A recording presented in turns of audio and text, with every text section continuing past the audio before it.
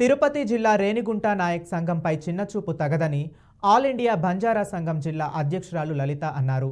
Tirupati town విద్యుత్ నగర్లో హదీరాం బాబాజీకి సంబంధించిన భూమిలో నిర్మిస్తున్న హదీరాం బావాజీ గుడిని అన్యాయంగా కూల్చివేశారని రేణిగుంట పోలీస్ స్టేషన్ ఎదురుగా నాయక్ సంఘం వారు ఆవేదన వ్యక్తం చేశారు. తమ ఆరాధ్య దైవం గుడి నిర్మాణాన్ని పూర్తిగా ధ్వంసం చేసి తమపై దాడి చేయటం ఎంతవరకు సమంజసమని ప్రశ్నించారు. దగ్గర అర్ధరాత్రి ప్రాంతంలో పోలీసు వాళ్ళు ఎటువంటి ఇంటిమేషన్ లేకుండా మాకు ఎటువంటి హెచ్చరిక జారీ చేయకుండా అర్ధరాత్రి సమయంలో దగ్గర 200 నుంచి 300 పైగా మంది బెటాలియన్ దిగి మా గుడిని అక్కడికి నిర్మిస్తున్న కాటేజెస్ని ఒక్కసారిగా కూల్చడానికి ప్రయత్నం చేశారు.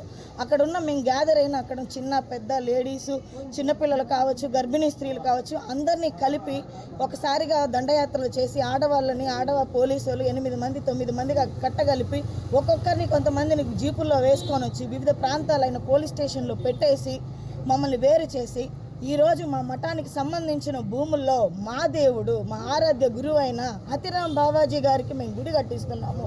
మొట్టమొదటిసారిగా ప్రపంచంలోనే ఎక్కడా జరగని విధంగా మేము మా గురువు గారికి విగ్రహం నిర్మించి ఆయనకు గొప్పగా ఇది చేస్తున్నాము. కొండ మీద మఠం సంబంధించిన హదీరాం బావాజీకి సంబంధించినవన్నీ శిథిలావస్థ స్థాయిలో ఉన్నాయి. ఈరోజు మా ఉనికిని మేము చాటుకోవడం కోసం చేసే ఈ చిన్న ప్రయత్నాన్ని కూడా కొంతమంది కలిసి ఇంత దారుణంగా, ఇంత దౌర్జన్యంగా బంజారాలు చిన్న జాతి వాళ్ళు అని తెలిసి అగ్రజాతి వాళ్ళు చేసిన కుట్రలో ఈరోజు మా గుడి, మా బంజారా దైవం హదీరాం బావాజీ గుడి తిరుమలలో కానీ తిరుపతిలో కానీ మాకంటూ ఒక మఠం ఉంది.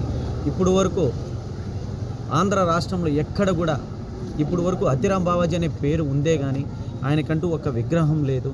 మాకంటూ బంజారులకు ఉన్న విశ్రాంతి భవనం అనేది ఇంతకుముందు ఉన్న మఠంలో పనిచేసేవాళ్ళు ఆ విశ్రాంతి భవనం బోర్డులని బయట పెరికేయడం వల్ల గాంధీ రోడ్లో ఉన్న మా హదీరాం బావాజీ రోజు పడిపోతుంది. ఇంత దిష్టికి రావడానికి కారణం ఉన్న మఠం పీఠాధిపతులు కావచ్చు, ఎవరైనా కావచ్చు, ప్రతి రాజకీయ నాయకులు ఏ గవర్నమెంట్ వస్తే ఈ గవర్నమెంట్ అని కాదు, ఇంకో గవర్నమెంట్ అని కాదు, ఏ గవర్నమెంట్ వస్తే పాలు కరిగినట్టు కరిగిపోతుంది. కానీ 2300 ఎకరాలు నాకు తెలిసి కొన్ని వేల ఎకరాలు ఈ రోజుకి కబ్జాలు అయిపోయినాయి. వాళ్ళని ఎవరు ఏమనడం లేదు. అదే బంజారులు ఆ కులదేవుడి